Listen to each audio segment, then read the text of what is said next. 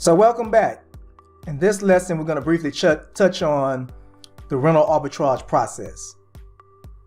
There are a couple of things to consider when you are trying to do the rental arbitrage method. Again, just like there are pros and cons to the owner approach versus the arbitrage approach, as you're drilling down, there are also options for actually how you arbitrage your unit as well. So we're going to just touch on really quickly some of the things to consider. If you go down this checklist and you check all of these off, you are in a strong position to be up and running and being profitable really quickly. So the objective again is to make passive income using assets you don't own. That's what's called arbitrage. You're renting to then rent out.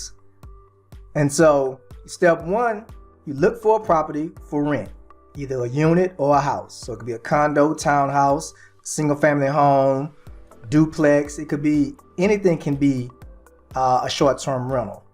It really all depends on what your goals are, what kind of assets or properties you acquire or get under your control, the area that they're in, and all of those variables, right? So it's about doing your due diligence. So step one, you just find the property that you want to actually short-term rent.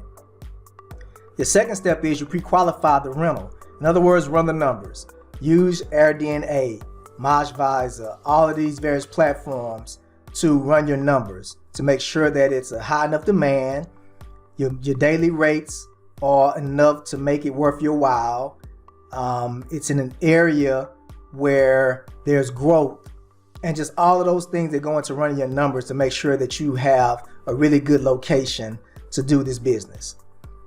You want to also, after that, just step three is set up a meeting with the landlord. So now you're just meeting with the people so you can sign a lease and get the Airbnb furnished and up and running. So that could be either a REIT, right, or a real estate investment trust, or it could be an individual owner.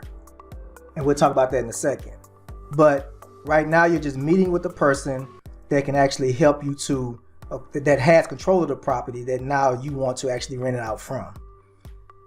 Your final step is get the property under contract with a clause that states that you can sublease or short-term rent the property, right? Airbnb it. And if you're dealing directly with an individual owner, this clause is important. If you're dealing with apartment complexes or bigger corporations like REITs, they'll typically have it already in the contract if you're doing a commercial lease or some variation of that. So these are things you consider when you're doing a rental arbitrage process. Follow these 5 steps and you are in a great position to make great money really quickly. So now let's just discuss, when you're doing the arbitrage method, a REIT versus owner controlled rental. Now a REIT again is a real estate investment trust. This is typically a corporation with its own rules and policies. Now, you have to understand that it could be very difficult to deal with and secure a lease up under this kind of structure. And different apartment complexes, etc., have different rules. So just understand, when you're dealing with a REIT, you're not dealing with an individual, you're dealing with a corporation that owns many properties, probably throughout the city or even throughout the nation. And so there's a lot of more corporate structure, a lot of more bureaucratic red tape, and a whole lot more policies and rules that may be in place that you have to consider and know how to work around. Now, let's talk about how to get the yes or increase your probability that you will get the yes from a REIT. So this is about establishing the foundation of your business first, because that's most critical. If you come and approach them as a fine-tuned, polished, very polished business presentation, then it's a great possibility that you can get this without any problems at all.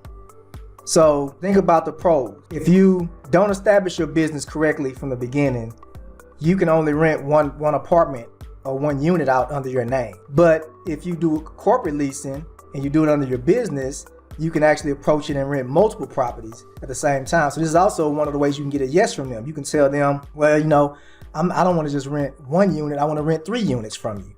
So they're looking at all of the vacancies that they probably had, now you've just filled up 3 of them with one contract that they signed with you. But again, setting up your business is extremely important. You want to have your LLC or your corporation established, business email, even a website up if possible. You want to set up and get your Duns and Bradstreet number, which is almost like your business's social security number. And you want to make sure that you register well on the low risk tolerance score. And then you want to also attach trade lines or trade references to that account so that it can actually help you to score better with your low risk tolerance score as well. So when they pull you up as a business and they see that you are fine-tuned and polished, the likelihood of them saying no has been diminished quite significantly, especially if you score well in a low risk tolerance score. So one of the ways to get them to say yes really quickly is to improve how you look as a business and make sure that you look like you're established and a legit, fine-tuned business model. Now, if you're approaching owner control, you're dealing with one person or a small company, and you're dealing directly with the owner or decision makers, right? So it's an easier and higher probability to secure the unit because you're dealing directly with the decision maker, and it's easy to address all of their pain points directly right then and to get a solid yes. So let's also talk about getting the yes from owner-controlled units or houses. This is pretty simple. All you really have to do is speak to their pain points and what matters to them. The beautiful thing is you're speaking almost always directly with the decision maker. So it's much easier to get the buy-in and to sell this. They have common questions, right? How will they get their rent paid? How are you going to maintain their property? How is maintenance going to be handled? Does the landlord have an issue with vacancies? You want to ask those kind of questions. Covering the property with short-term rental liability coverage, right? All of those things. And so you have to think about it. You're going to guarantee them that the rent gets paid. You're going to put down your security deposit and anything else you have to secure the property and make them feel comfortable knowing that you are a legit business and that their rent is going to get paid on time every month. You may even want to just do a longer term lease. Instead of 1 year, you do a 2-year or a 3-year, showing them that you are committed to monetizing the unit, but also making sure they get paid their rent every month without any missed payments or any late payments. How are you going to maintain their property? Of course, you're going to let them know property's going to be cleaned on a regular basis. You'll actually even put in the short-term rental liability coverage and even add them as an additional insured on the policy. So now this ensures that they can kind of have a peace of mind. They know that if anything gets damaged or torn up, that insurance is covering it, and they are actually added to the policy as an additionally insured. So they really feel secure and feel good about doing business with you and that you have their best interests at heart and want to protect their asset. So all you want to do again is just speak to their pain points and try to figure out what the hot buttons are, what moves them. And once you understand those questions, for example, again, if they have a question with vacancies or issue with vacancies, you can easily resolve that by locking in a longer term lease. So these are just some good examples of how to approach getting the yes, both from a REIT or from an owner-controlled unit or situation.